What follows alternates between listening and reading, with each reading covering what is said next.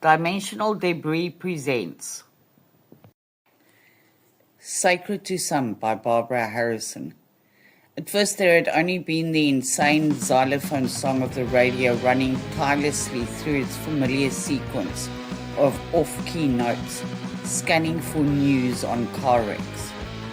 In the distance the city floated on a sea of gossamer, misty tendrils encircling its towering walls in a deathly and devious embrace.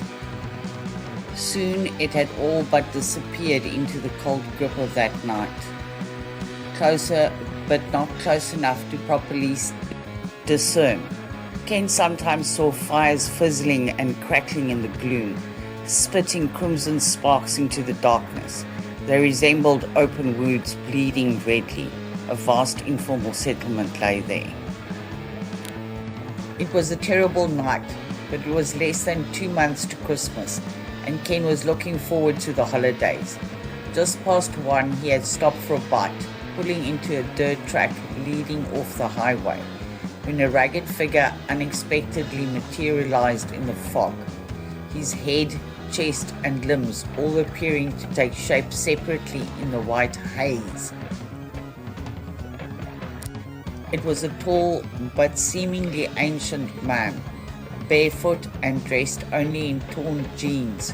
He lurched drunkenly down the road where Ken had parked.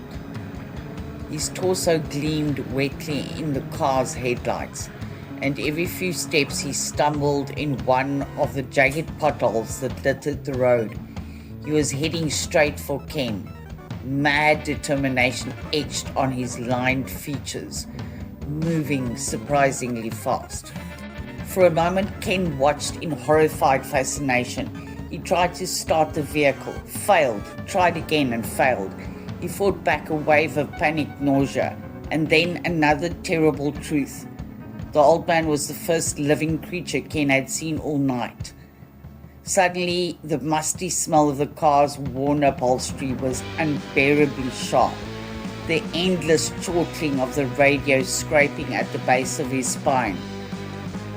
He was alone, very alone. The car spluttered once before the engine died again. Ken looked up at the old man, now towering over the vehicle. The man stared back, swaying gently from side to side, sweating copiously, his heart threatening to explode. Ken finally managed to engage the ignition. "Beware," the old man roared, his impossibly low-pitched voice sending ripples of movement through the fog. "Beware." He smashed his foot down on the accelerator, missing the old man by inches, racing in the direction the apparition had appeared from. Unexpectedly, the radio was crackling to life and continued crackling, making the message almost indiscernible. A warning. Expect. Beware. Beware. The radio went dead again. Even so, he could still hear the old man screaming in the distance. Beware. Beware.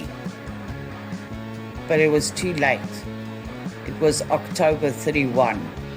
Not quite Christmas, but sacred to some.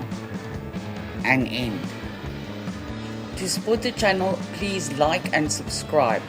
Also, please follow the link in the description below for more stories by the author and further information on how to purchase a copy of Dimensional Debris. Much love.